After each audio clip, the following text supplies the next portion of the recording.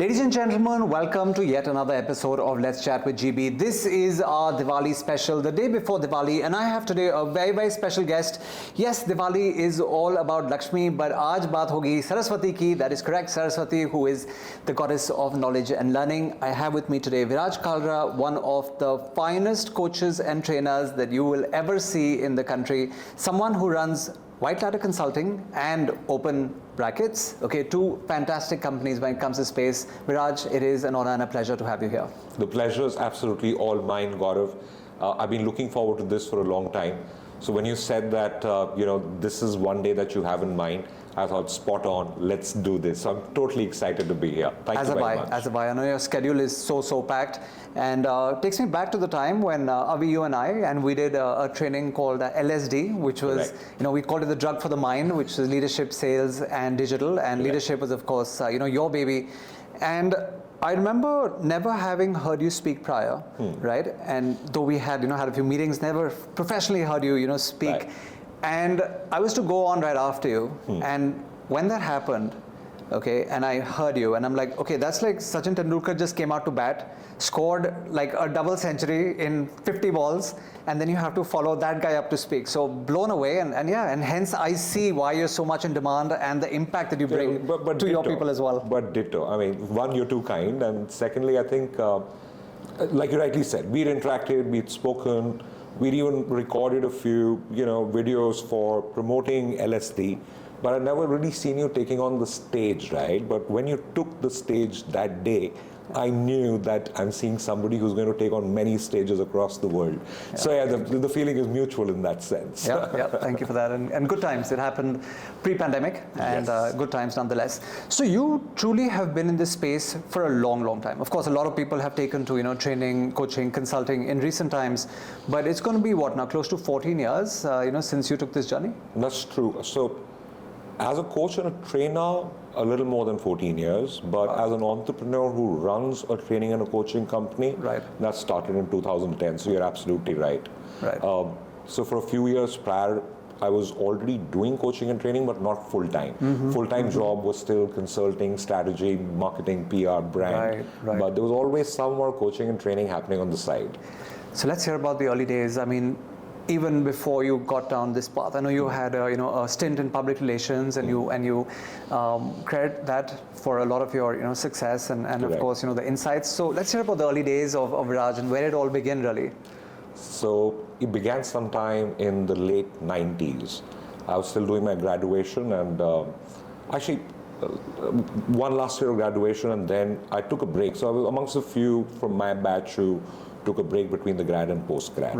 I was very unsure, and I was not academically anything to write home about, right? So I knew that I wanted to kind of figure out what is it that I'm really good at, and perfect relations just happened by chance. There was a friend of mine working with them, and he said, well, you may want to give this a shot because you've got some ideas to do with events, PR, and I have a feeling there's a fit here. So went, interviewed with them, and for whatever reasons, both Dilip and Bobby, and they were interviewing me, and they're the co-founders at Perfect, were the original co-founders. And they not only took me on board, but they actually took me under their wing.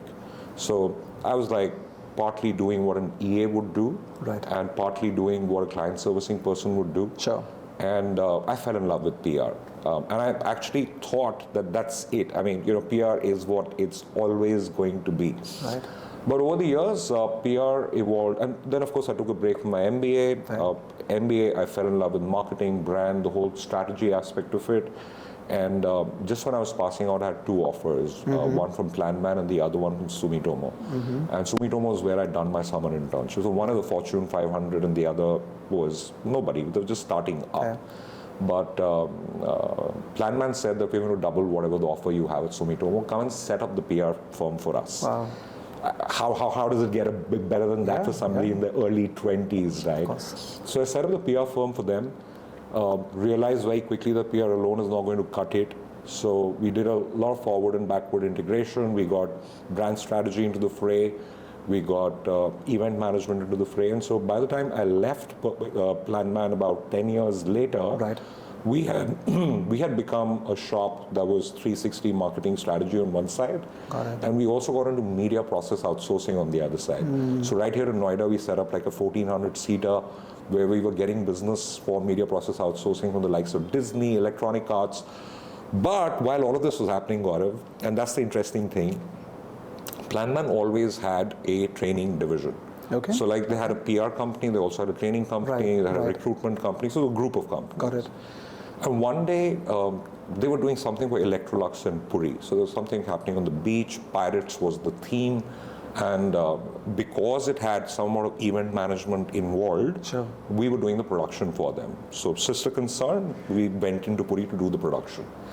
And we had a super duper iconic trainer, a gentleman called Naveen Chamoli.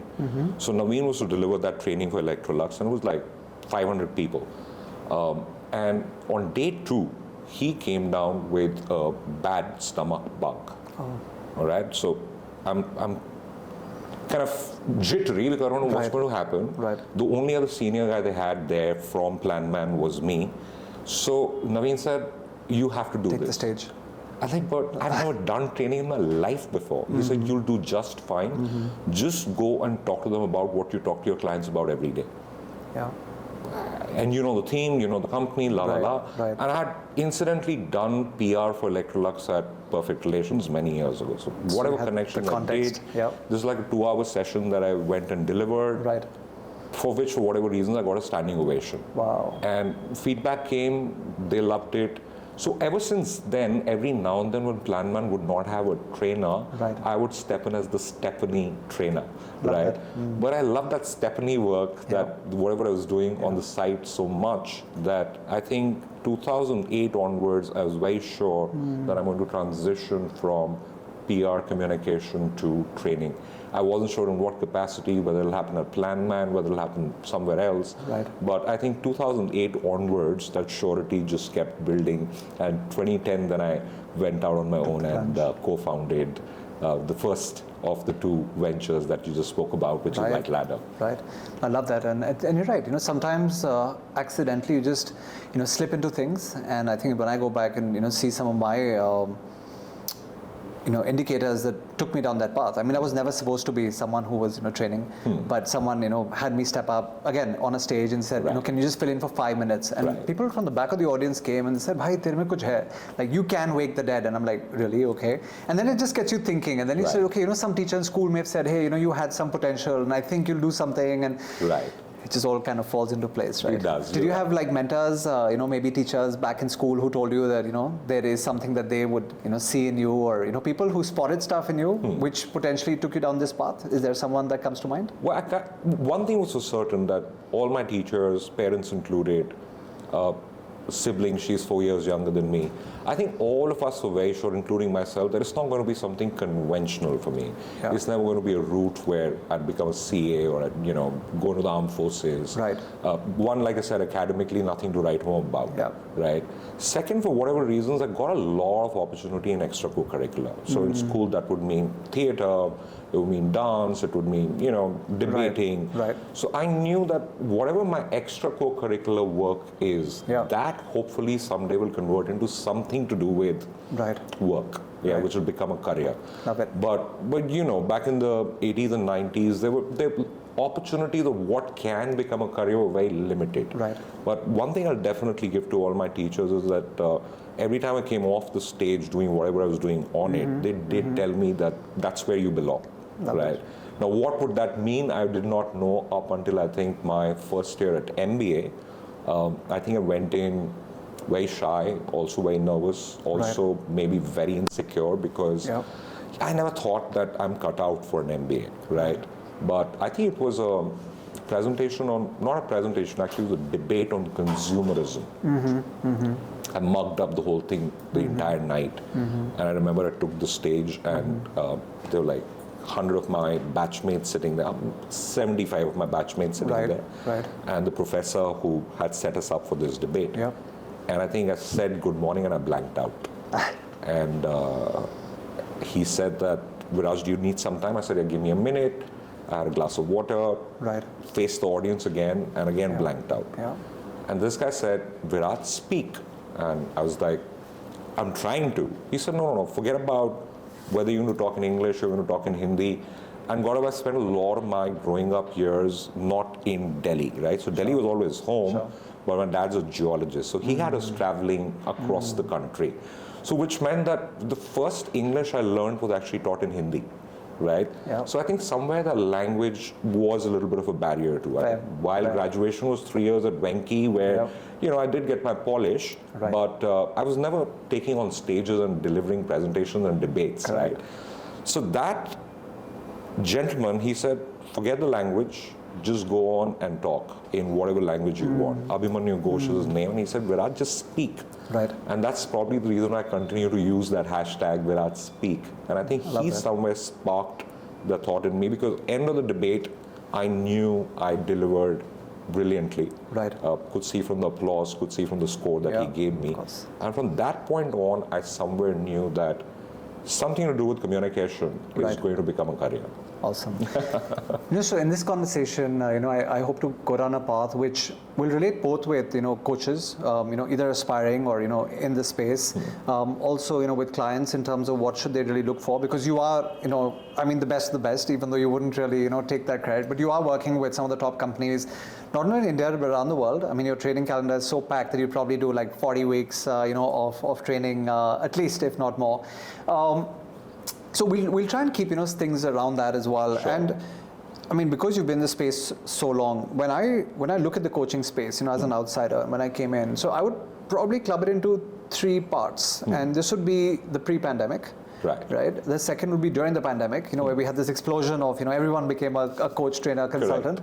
And now the post-pandemic, which is now kind of, the kind of, reality setting in, where people are like, yeah, shayad nahi ho paega. Maybe this is something we weren't cut out for, and it's something that did work that time. So let's talk about the 3 scenarios. So pre, during, and post. So love to have your insights on what have you seen, what have been core characteristics of those times, and how have you pivoted, because you've done that really, really well as well. Right.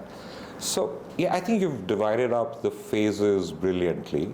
Although in my case, I think the during and the post kind of are a little more clubbed. Okay. But there's definitely a stark difference between pre and then during and post from the other side. So which means that up until the day announced the shutdown of the whole country, up until that day, I had never trained online even for a minute. Agreed. And in fact, I would frown upon anything which is called online training. And I would say that maybe technical skills you could still teach online, but soft and behavioral, you cannot take online. So there have been clients in the past who said that, can we do this online? I would tell them, no chance, right? So the day this happened, I remember I was at a friend's farm and we got locked down there. And this was somewhere in Sona, ahead of Chhatarpur. And the network was a little shaky. So I gave a call to both my partners, because by then open brackets had happened, so Love and Gautam, I got both of them on a call. And I said that, listen, I've already started getting calls, and whatever business we'd signed up for the year is all going off the table. It's a point where I am shaking every time a phone rings and I see a client's name on it, because I know they're going to cancel the training. And obviously, what do? The whole world had literally shut down, right? But I think I'd give it to the 2 interns we had on board at that point in time. One of them, she now is a fabulous trainer, is doing a great job on her own. Her name is Sherin. And Sherin back then was interning with us, and she's always been very tech savvy. So she said, Viraj, I think you're going to miss a great opportunity here if you continue to frown on online training. It's just waiting to happen. A lot of your clients were saying they're canceling days. Just offer it to them. And she said, I'm going to train you on what you need to do on the likes of Zoom to do a good session. I said, how do you make it engaging and interactive? This is all possible, right? And I think when we did that for the first time, and I did take some time getting oriented, I'm not very tech savvy. So for example, all the gadgetry that you've got going on here, when I see gadgets, I become a little spastic, if I may say so, right? But having said that, she trained me. We went out to the clients. We said, we are now online ready. They said, okay, let's test the waters. They did. They loved what we were doing with them. And what that did for us, which is then the during pandemic and the post pandemic, is they opened up the world for us. Because Now, a client sitting in London did not have to think twice about hiring us to deliver the training for them. Right. Because anyway, it's happening online, so there's no travel logistic involved. Right. So no extra permissions or an extra budget involved. Right. No questions asked on why you're not hiring a trainer in London and why you're getting somebody from India. So the world opened up. And I think that's the big change that happened for us because of COVID. The blessing in disguise was that we went global with our product and service, and there's been no looking back. Love that. The only shift of gears that's happened post, if I then differentiate that phase separately, is that now, to a lot of our clients who earlier would have either only trained online or would have only trained offline, we are giving a lot of blended solutions. So we would do like a 1 full day workshop and then follow it up with online coaching or follow it up with shorter micro modules. So it's become a journey. So doing journey programs is something which never happened to us pre-pandemic. Now most programs have become journey. So that's, I think, the big one. Yeah. No, interesting. And I totally get that, because there were so few who were actually well versed with technology or even ready for it. Equipment was such a problem. I remember, at that time, even to order something on Amazon, was impossible. Nothing was coming, and things like, Elgato, all the various hubs and everything else, nothing was available. And it took a good few months, and I remember even, fortunately, the day before, I said, let me just move some equipment home. And luckily, I did. So I had some stuff. Otherwise, it would have been painful. Correct. And but during that time, did you see a lot of people, come into this space, okay, and hence, also make it a little more cluttered, and less value was being delivered, and maybe continues to be delivered from people who just kind of, pivoted in thinking, this is, a good way to make a quick buck. So your thoughts on that? Oh, absolutely right. So so when you divide up the world of learning and training into those 3 phases, pre, during, and post. So I think my early answer was more in perspective to what happened to us. But what happened to the world and the industry, if I can call it an industry, you're absolutely right that during the pandemic, there were a lot of people who either because they had time said, okay, let me try this too, because the barrier to entry was just so low. And even today, a lot of our clients are not asking us for certificates, which is unfortunate, by the way. But you don't really need pedigree. Sometimes you say, hey, I have the relevant experience. Sometimes you say, I have the passion. I have so many, and this is not demeaning any of them, but because some of them are actually coaches with us and do a fantastic job. For example, Shobha. But I had so many MCs reaching out to me saying that because I'm so confident on the stage and I communicate so well, I'm sure I can coach and train very easily. So you're right. Back then, all you needed was a good internet connection, a good screen, and maybe a half-decent personality and communication skills, and you thought that you can train. So a lot of that happened.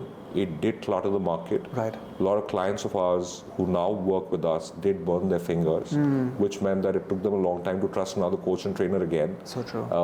The word coach and a trainer does have today a connotation attached to it, which is not necessarily credible, And a lot of it happened because of what happened during the pandemic.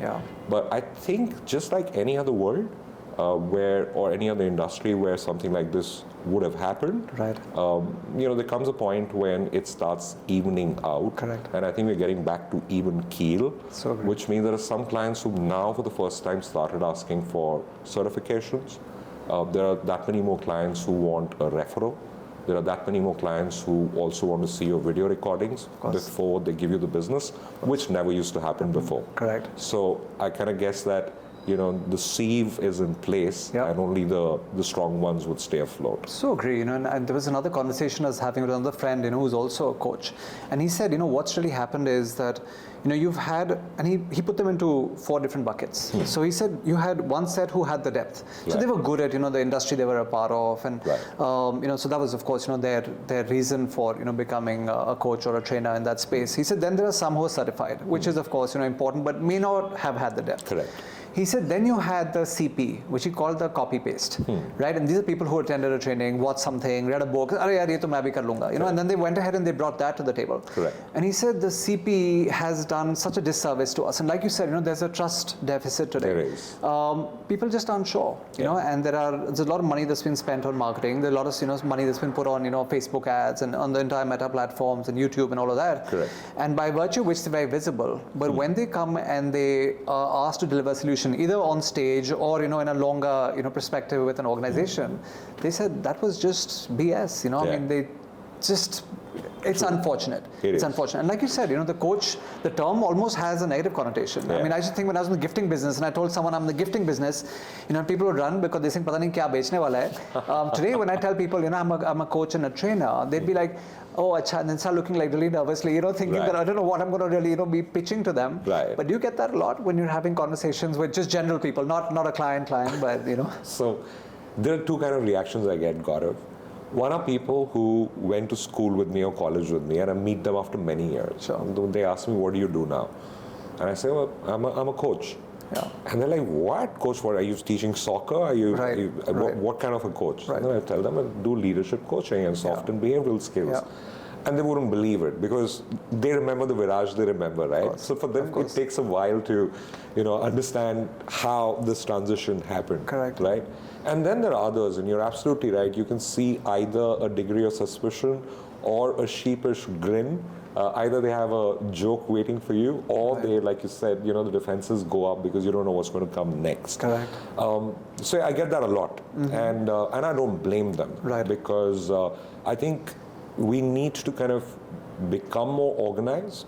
Sure. And again, like any other business, I think that's in the offing is going to happen. Right. There are, of course, various institutions and organizations that are trying to do that even now. Right. But I think mostly it's the buy side which has not come down very strongly yet. Right. But the moment that happens, I think you'll have fewer people calling themselves coaches and trainers. Agreed. And you have lesser people who will be suspicious about it then. Oh, 100% agree. Yeah. So you're all for regulation, that there should be some regulation 100%. for the industry, and there has to be some 100%. standards before someone can actually call themselves, either of these two things. Absolutely. Yeah. For two reasons, actually, Gaurav. One is, so for somebody like me, it is all right. We've been around for 14, 15 years. Sure.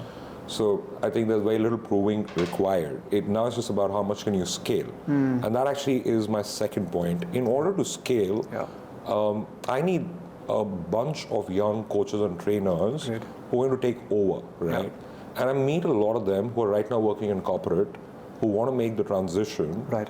And I know what's waiting for them. Yeah. And I'm not excited about what's waiting for them because I know that while they're working with us, it's all going to be good because they're not necessarily need to prove themselves because we've done the proving for them. Right. But I obviously want them to do a lot more work, which is not just with us, right? Of course. And that I know is not going to come easy to them because a number of people, clients out there who've had bad experiences in the past. Right. So I think the regulation is important now for the next generation of true trainers to flourish. That's my bit on it. Yeah. No, I love that, and I think the other word that you mentioned over there, which is so pertinent for audience, is scale, because I think a lot of people really struggle with that, right? And you've of course done phenomenally well. You have now 13 people, on your roles, who are regularly out there, helping your customers. But a lot of people, really struggle, and they're not sure how to, bring more people onto the team. A lot of people have reservations in terms of that there may be a drop in quality. The standards may not be the same. How did you overcome that? Because when Gautam and you were, of course, there and even prior, how do you decide that, okay, we will need more people because we can't do this, all ourselves? And your advice to people who are still, just solopreneur firms who need to get the scaling bit sorted. Right. So first things first, I think it took us a long time too. Or took me a long time. I think that's where I give Gautam credit because Gautam is just that much more aggressive, right? And that's probably the reason why I partnered up with him in the first place. Because left to me, I possibly wouldn't have gone the scaled route. Right. But I think that's a good check mechanism as well. So we complement each other well in that sense. So my focus would be quality, his would be quantity. My focus would be delivery, his focus would be numbers. So we kind of have that complement going on. Yeah. So scale, I'll give him credit for. But I think my big advice to anybody out there looking at scaling and training and learning at the moment is that for the first few years, do not look at scaling at all. Don't focus on that at all. Your only focus has to be to convert brand ambassadors for you on the client side. So long as you have that, there needs to come a point when your clients are coming and telling you, because your dates are not available, can you recommend somebody else to me? Right. So till a lot of that does not happen, don't think of scaling. That's my big advice there. I think that is great advice, because I think too many people are trying to wear too many hats and bring on people, and then, like you mentioned, those brand ambassadors are no longer going to be on your side. Absolutely. And I think the word gets around. Absolutely. And I also love the fact that you said that I think finding your USP and your niche is very important. Thoughts on that, should you be a specialist or should you be a generalist? And thoughts on USP and finding your niche. So again, I've seen both kind of success stories. I think I'm more of a generalist when it comes right down to it. It is leadership, but within the larger gamut of soft and behavioral skills. Correct. Right? But let's say you, on the other hand, you chose a specialization. And again, I know that while that's the specialization, you would continue to do a lot that reports into that specialization. Correct. Leadership reports into sales as well, and vice versa, right? Avi, for that matter, digital. So I've seen success happening when you are micro-focused, and I've also seen success happening when you're a generalist. But I think that's still more in the past tense. Going forward, I think is going to be the world of specialists. Because the world needs more regulation when it comes to learning and training. I think your ability to be able to sit with the client and say, hey, listen, for 10 years now, all I've done is training, let's say in sales. Right. It's going to bring you a lot more credibility than somebody like Viraj who says, oh, I also do sales. Understand. So it will become more specialized for certain. Correct. Yeah, and I think the other thing that, really amuses me is that when you've got, someone who's like almost a coach in a particular genre or a domain for a season. So they're doing, sales, and then they're doing leadership, and then they're doing whatever's trending. I mean, now the SME IPO space is on fire. Correct. So this other gentleman calls me the other day and he's like, Kya chal raha hai? I said, yeah, things are great. He says, oh, now I'm a SME IPO coach. And I'm like, that is just insane. I said, but this is your fourth, switch in 2 years. And he's like, ha, yaar, but whatever the season or flavor of the season is, usi mein ghusna padta hai, and you got to do that. And I'm like, that's just insane, right? And yeah, like I said, you can obviously, like you said, you have your areas of, like leadership and soft skills, and you can keep adding a few things around that, but your score is still that. Correct. But to pivot and say, okay, now I'm doing what's the flavor of the season, and I'm saying next kya hai? He said, हाँ अभी AI में देख रहे हैं, so then I'm like, that's just insane. I mean, that just makes no sense, and I think that kind of, it's happening, but the other side of it though, and that's why I see a lot of promise in. So while Gen Z gets a lot of flack from every young generation gets a lot of flack from the older generations, right? But Gen Z particularly, I think, has got a lot of flack from all of us, and I understand they have things going on which are very different, so maybe we just don't understand it. Right. But what I do understand, because the exposure that they have is just phenomenal. of course. They are learning a whole lot from secondary knowledge than any previous generation, right? So which means that I met this coach recently. She's all of 27 years old, based out of Bombay, and somebody suggested that she and I meet and see if we can do some work together. I was very wary of meeting a 27-year-old because I know, while age is not a bar, but 27 means that a quick back calculation means, in my mind, she's done 4 or 5 years of, if at all, coaching and training work, which I know does not cut it with majority of our clients. But I met her nonetheless. So 5 minutes of the conversation, I knew that I'm meeting somebody who, in terms of maturity, is much older than what I gave them credit for. Right. So what does she specialize in? Her specialization is, she is a ADHD coach for adults. Yeah, it's a big market. Right? She's amongst the only 2 certified such in India. And she works particularly for the media industry. Most of her clients are advertising and media, which is where you have a lot of creative people. And a lot of the creative people, by default, are also the ones who fall on the spectrum or within the spectrum. Right. So that's her domain, and that's her specialization. And I asked, I said, but do you get enough work? She said, one, because it's become a buzzword, Right. it's trending, Right. but I did not do this because it is trending. I did it because I truly believe that I can help people overcome it. So great narrative, even if it is a narrative. No, Yeah, totally. But on the other hand, when I saw the testimonials that she's got and the depth of work she's done in only 3 to 4 years was phenomenal. So I had an assignment for her which necessarily did not fall within that, but was to do with a larger mental wellness space. Right. She refused it.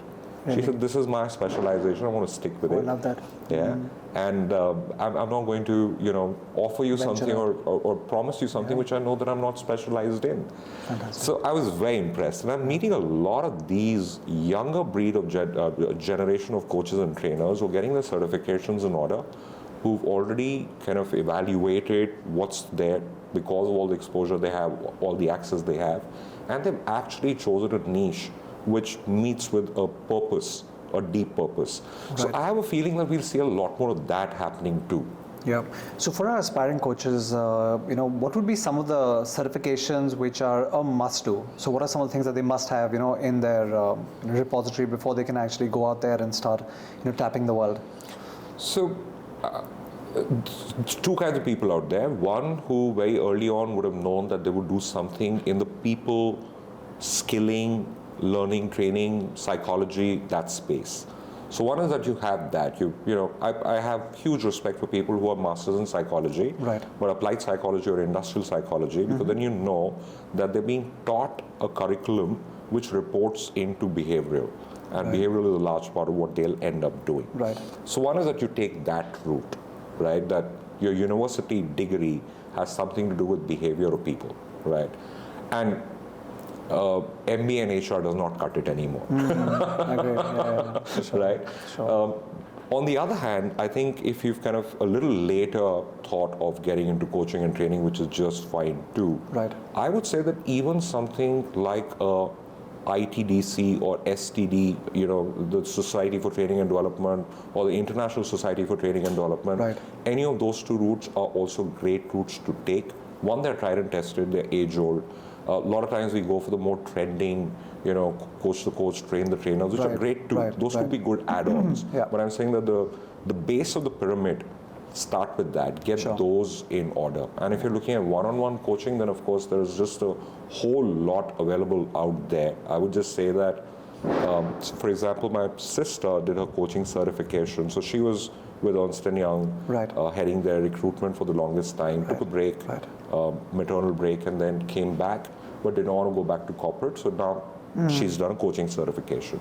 So my only advice to her when she was looking at where to get certified from, right, I said, meet the coach, grill them for a good 2 hours. So true.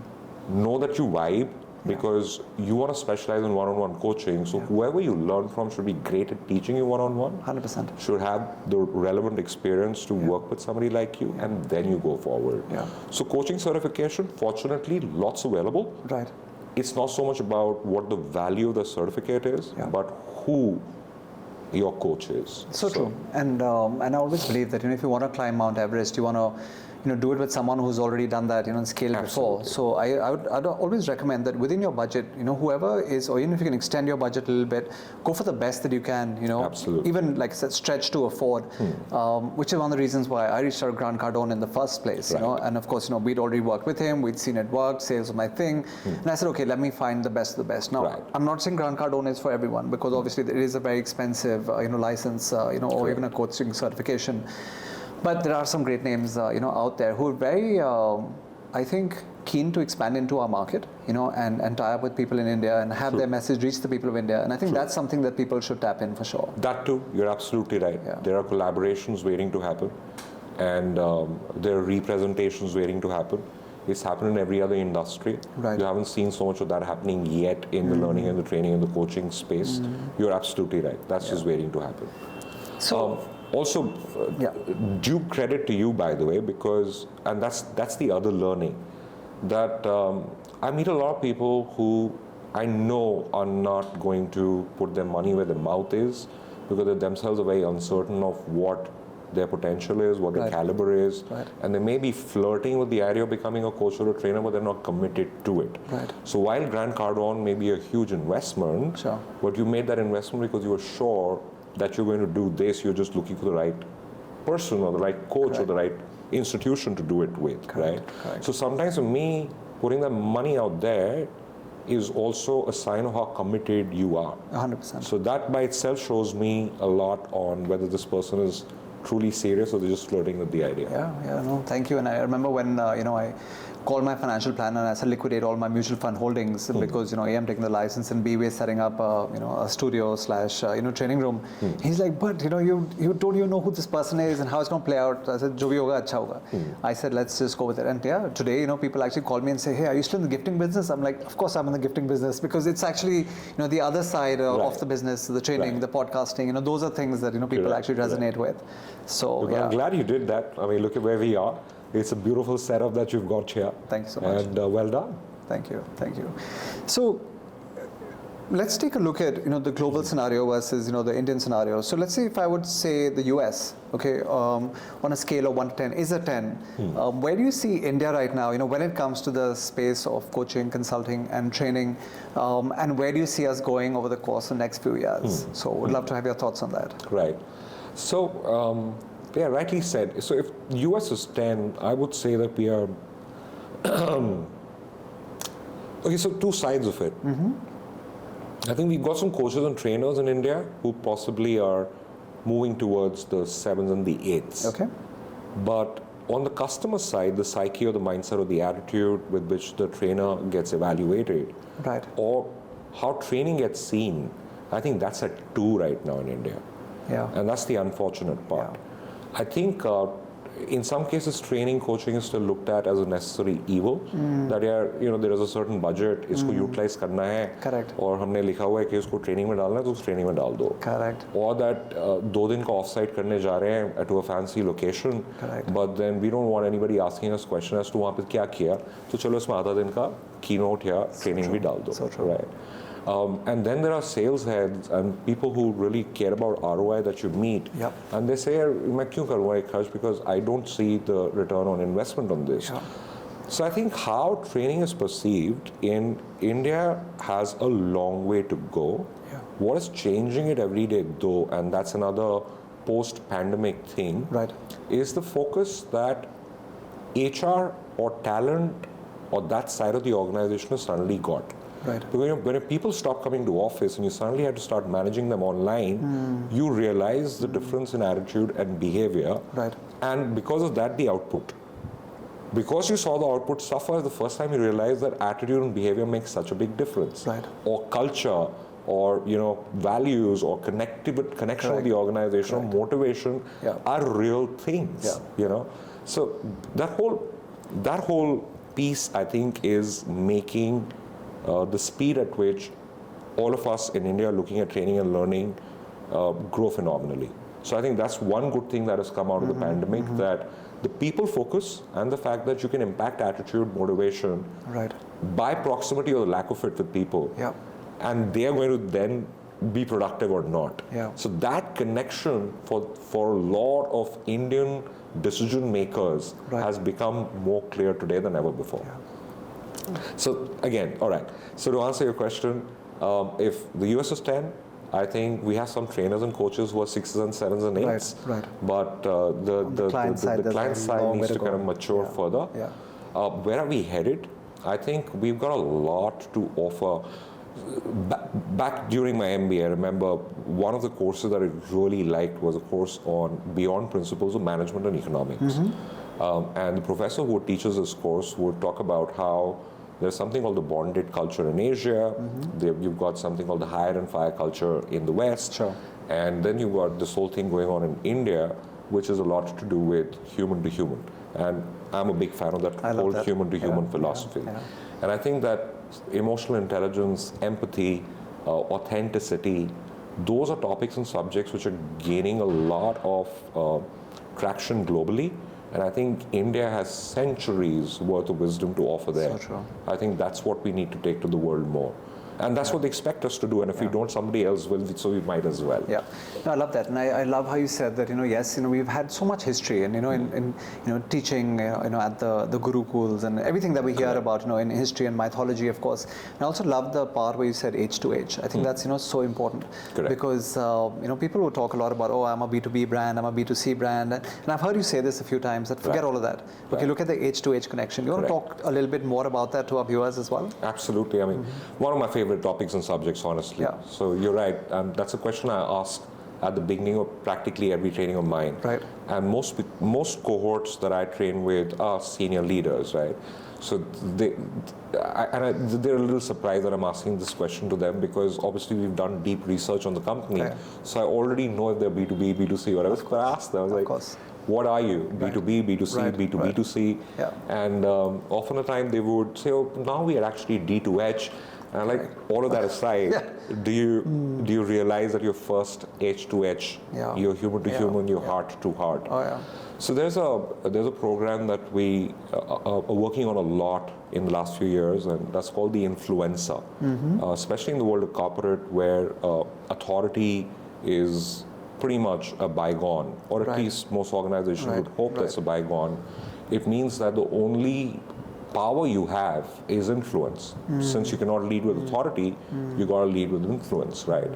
And that then is so much to do with empathy and emotional intelligence. Yeah. So I think for me, that whole H to H piece has a lot to do with not just being H to H with your customer or external customer, but also with your internal customer. Because if your internal customer is happy, your external customer is happy, right? 100%. So a lot of folks who tell me that, I lead with empathy, and I really put the customer in focus. Right. My question to them often is that all of that empathy is it only for the customer, or do you keep some of that for your own teams too? So if you're not doing that, then where you're headed. So I think especially for leadership, that H to H, your ability to apply it in any forum with any stakeholder, your vendor, your customer. So for me, H to H is a 360. It's something which just has to become intrinsic and lifestyle. Non-negotiable, has to be there. Absolutely. Yeah. And of course, leadership is one of your core, areas and places that you work in.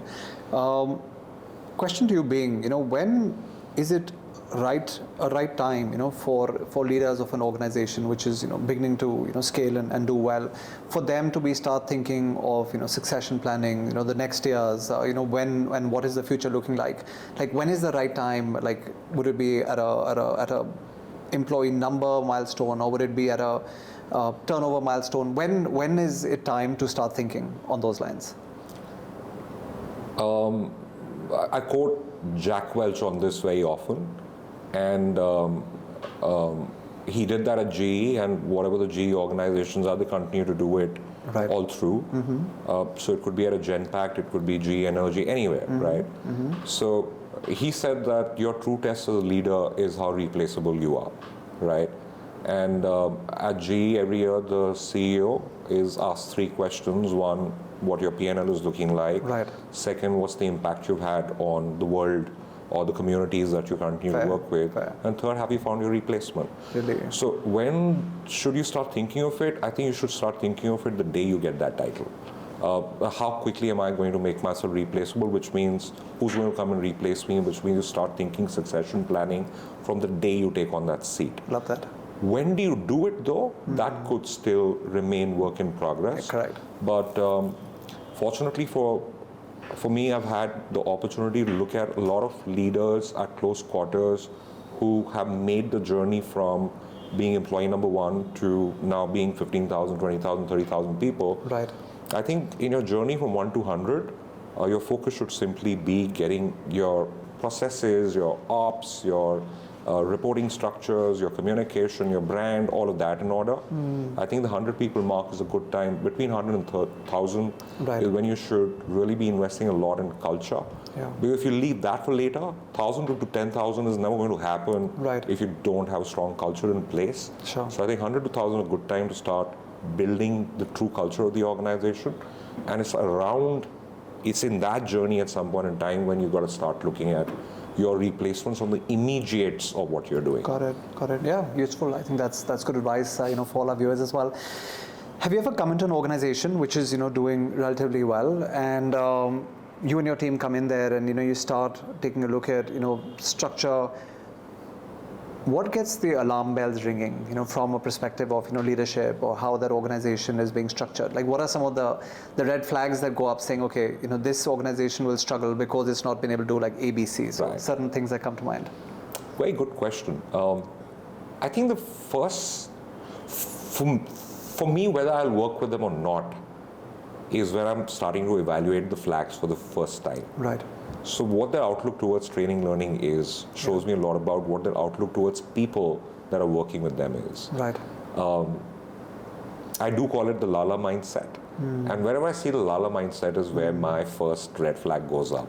Yeah. The way you got to, teach them why is it important to invest in learning and training, or to invest in culture. Right. Where I need to start doing that is where my first red flag goes up. Right. Versus a company where they are very sure that culture is what's going to make them, stick and will make them scale. Fair. Where that happens, for me, that's a big tick mark, because I know then you're talking to somebody progressive.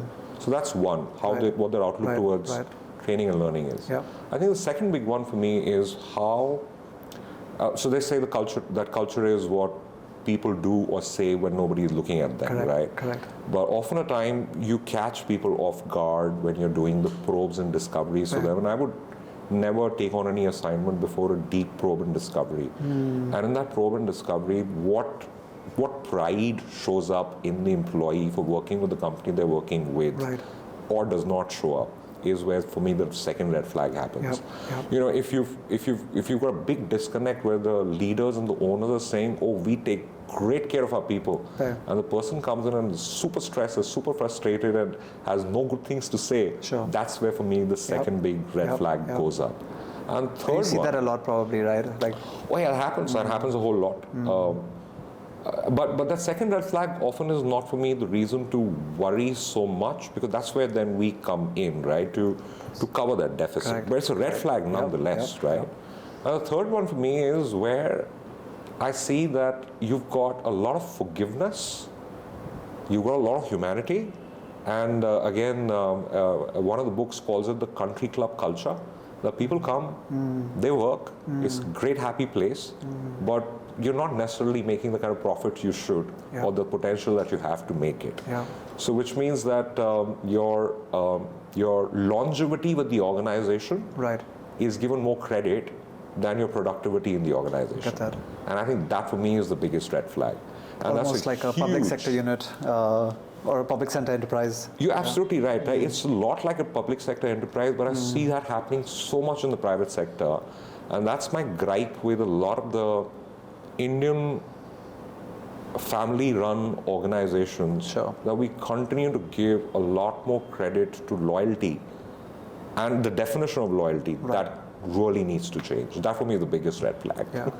And when some of these red flags are actually being, happening, are you actually saying no to a lot of people before taking them on? Often. Yeah. And whenever my instinct has told me to say a no, but for whatever reasons we've gone ahead, I've been proven. My instinct has been proven right. So now, more often than otherwise, whenever some of these red flags appear, where we know that we're going to be at loggerheads with a certain mindset, we back down. Because if you can't get that right, then I know that we'll not be able to make the difference that we want to make.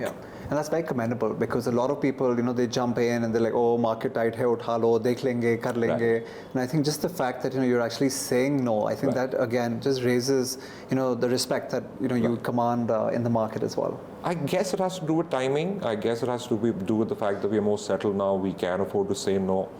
But also, I guess, and you would agree with this, Gaurav, now, whatever said and done, a lot of the clients that we all end up working with are also clients that you bump into at social circles, right?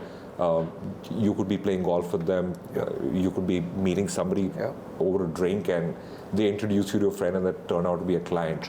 I'd always want to meet people who are super proud of the work that they've done with us, right? I mean, I shouldn't feel embarrassed at any point in time saying, oh, inko hire to kiya tha, but kuch aaya nahi isme se, right? So I think, for me, that's a big one. And there have been one or two instances where we've taken on business knowing fully well that, all red flags are visible, and we've regretted it. Yeah. And I think now, more than ever, we really choose our battles. Good, good. And I think wiser through experience and those events happening. Yeah, I think it happens to the best of us. Marketing, okay, and that's something that you shied away from the longest time. I think like you were not even on Instagram like forever, right? So A, the importance of marketing, of course, and B, pre and prior. So when you were not doing any marketing, vis-a-vis, once you actually have become pretty active in that space, how's it been, for you? So, one, I am definitely pro marketing, but maybe the brand of marketing that I prescribe to or subscribe to is slightly different. So each time I've had a social media or a digital agency reaching out to me and saying, "Arey, आपका तो बहुत potential है, आपके तो followers बहुत कम हैं, आप तो and they give you a prescription of how many reels, how many posts, how many stories, and फिर देखना 2 0 तो और लग जाएंगे." So I shy away from that. I believe that whatever I put out there, number one, every word of it has to go from me, even if it has spelling mistakes, but it's mine. I got to own it, right? So that for me is the real marketing. That who you are needs to show up with as much authenticity as it possibly can. That's very important for me. Sure. The second one, I think that I did not believe in, but I started believing in now, is the power of sales. So we used to take a lot of pride in saying that all calls are incoming calls. We don't have outgoing phone calls. But at some point in time, Gautam again reminded me, he said that that's not something to be proud of. Yeah. I mean, there's an important function in every organization that you train, which is sales. Right. But what you're saying is that unko fire kar do, right? So I said, no, that's not what I mean though. Yeah. But he said, no, we got to do outgoing sales. And I think in the last 1 year, we've got 2 people who are doing nothing but selling for us. Awesome. And that's been brilliant too. Yeah. Because they're obviously opening up those doors which we never thought would open. For example, we've never worked in hospitality. And through this cold calling phenomena, we've opened up one of the largest hotel chains as a client. So yeah, I started believing in sales. That's the other thing that has happened. Right. The third one for me is that very often I keep hearing that whatever you're putting on Instagram, why don't you put it on LinkedIn? Now, Instagram for me is friends and family mostly. LinkedIn for me is clients. So I'm more wary of putting things out on LinkedIn because I see it through the filter that I think they will see it through. And 90% of what I'm about to post, I delete because I wouldn't like reading it. Why would somebody else, right? Okay. But having said that, what's interesting is, and that's why I think that this whole LinkedIn, Instagram, nothing works. You got to put your content out consistently somewhere. Correct. And the audience will come if there is resonance and there's traction. Agreed. So it's phenomenal how in the last few years, I've had a client writing to me on DM on Instagram. Now, the Instagram DM has a filter which does not show you messages from people who are not directly connected with you. But I look at that section of the messages every few days. Because it's amazing how many clients I've found sitting there who are CHROs, L&D heads, owners of companies who saw something on Instagram or somebody forwarded them something and they... So essentially I'm saying I've actually got a lot more coming in from Instagram in the last few years than I have from LinkedIn, maybe because LinkedIn has a clutter right now and Instagram not so much in terms of enterprise coaches and trainers. Right. So it's been interesting. I believe in marketing. I believe in, I think, quality over quantity as far as content is concerned. And I believe in that whole H2H there as well. So I'm saying that I'm the kind of person who would want to read at every comment that has come into the post. Because I only have 15,000 followers, I only get 15, 20 comments, I can read each one of them and respond. Whenever there's been, for whatever reason, a reel has gone viral and there have been like 12,000 comments, I spend nights reading those. Really? So I don't want to be maybe at a point where I have to spend nights reading comments on one post. So I like keeping it micro. Maybe for open brackets, we would, going forward, have an agency that blows it up. And I see merit in that too. Yeah, no, and I love how you said that there is actually a lot of traction, that is starting to come through Instagram. And recently I was on a podcast and, somebody, obviously saw that and, I think there had been a reel that had been posted by the person who produced that podcast. And then through that, we had a query that came in through the US, right? Absolutely. And again, it was in the section, which is not someone who's directly connected, Right. but is someone who, said that I'm willing to have that conversation. So you never know where the seeker is. I mean, I call it the snide theory, and the snide is actually the Good seeker. point. Yeah. So you never know where the seeker is. And the seeker today could be someone who has been asked by a senior leader, in the HR or the leadership function, say that, hey, keep an eye out when, something catches your eye. And this person may have seen something that you posted there. Yeah. And it could be, someone who is maybe interning there, someone who's like a youngster who's maybe just more comfortable with Insta, and you never know what can come through from there. Absolutely. And I love how you said prospecting is so important, because I think people reach a point and they're like, oh, I no longer need to prospect. And I'm like, dude, the day you stop prospecting is the day you start declining, because, I mean, everyone has to prospect. I mean, I'm a big goal setting guy, but prospecting is even more important than goal setting for me, and especially as a sales guy. I think it's something that, cannot stop. Very good point. And like I said, I woke up to that reality a little later, but now that I have, and I understand what it can do for you, no looking back, for certain. Another thing that you mentioned a short while back, and that's about, the measurable, tangible results. And sometimes, I mean, it blows my mind when, there's a conversation happening with someone on the other side, and they're like, I want measurable ROI. Now, I do sales, where, thoda bahut to ho sakta hai, but how do you respond to that? When someone says, we're going to give you this much time, this much money, I want a measurable ROI. Like, how does that conversation even move forward on that? So one, I think we've always shied away from saying that the ROI has to be in terms of your bottom line, top line, P&L, because there's just so much more that goes into it. Right. For us, fortunately, the expectation of the ROI is set straight very clearly as to the impact that we'll make on traits and behaviors. Right. So what we've done over a period of time, Gaurav, and it's really worked well. For example, influencing skills that I was talking about. We've broken that whole influencing skill into a set of 25 traits. And we say that you get this person's 360 stakeholders to rate him or her on these 25 traits. Okay. Let them work with us for the 3 months that they will work with us. Right. And then do this assessment again. So the ROI is how much this assessment moves at the end of the journey. Okay. And sometimes it's been a tough sell, because a lot of times the client says, hey, listen, whatever your assessment criteria are they proven psychometric? Have you got it endorsed from somebody? Has somebody come in and, certified you with it, etc.? We say, hey, listen, these are 25 human-to-human traits and behaviors that your people are rating your people on. How much more measurability of impact can there be? Agreed. So that's really worked well for us, this pre and post assessment in the middle of journey program. Valuable. And normally when you do come in to work with an organization, what would be the minimum time frame and the average amount of time frame that you would actually spend with an organization when you do come in to work with them? Varies dramatically. I know that over the years now we've got some clients who we are going to work with only 4 times a year when they're doing their offsites. That's the only time they'll work with us.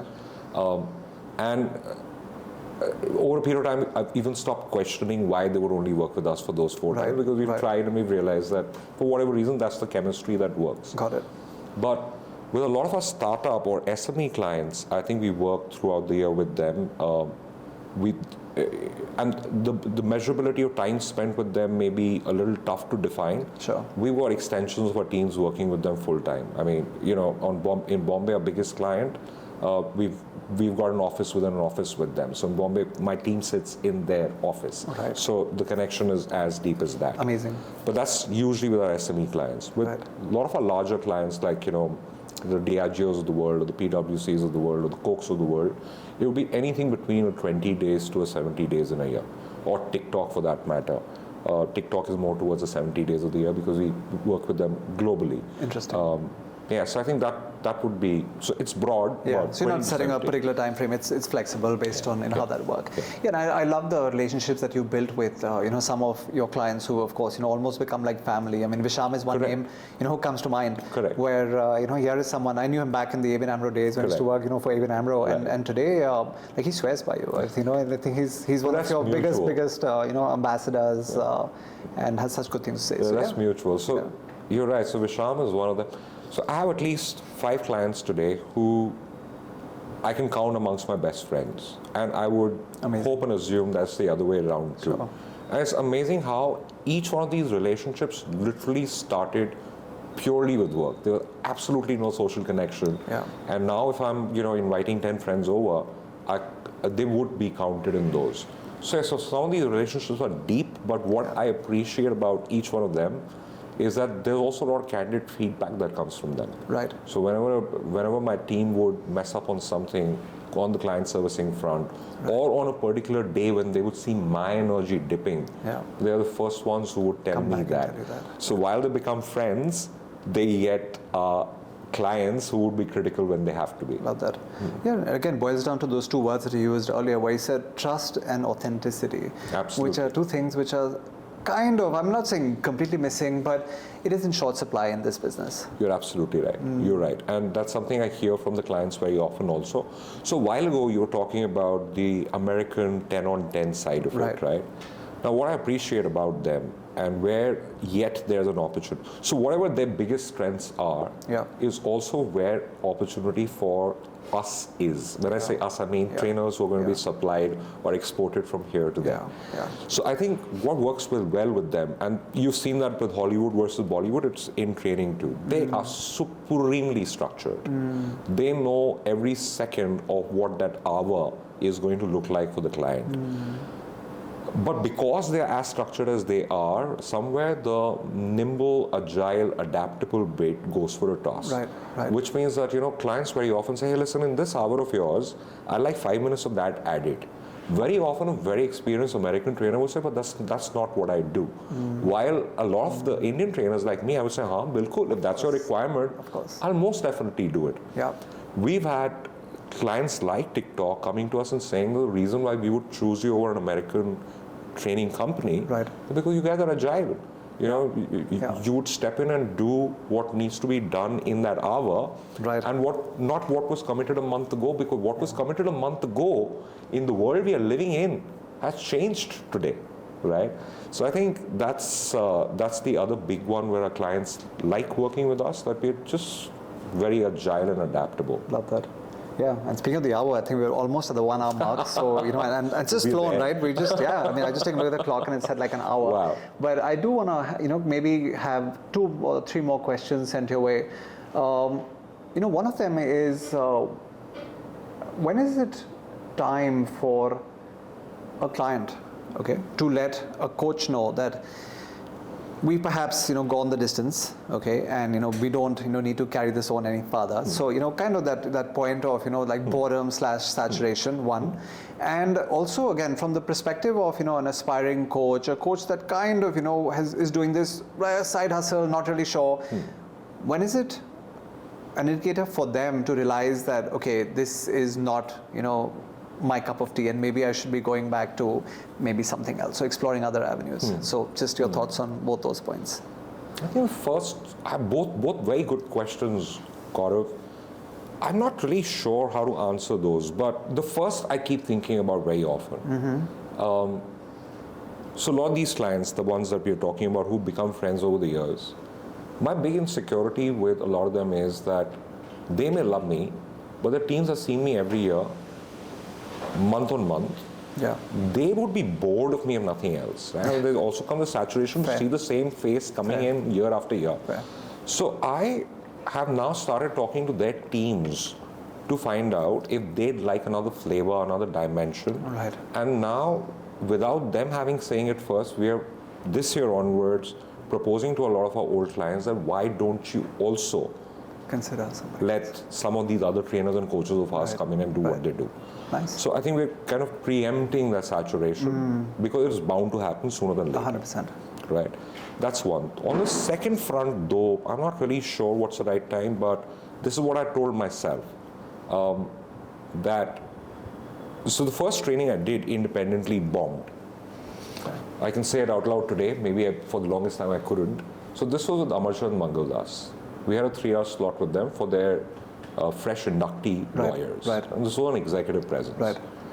Now, because of my first training, I wanted to do this, I wanted to do that. So essentially what didn't work is my time management.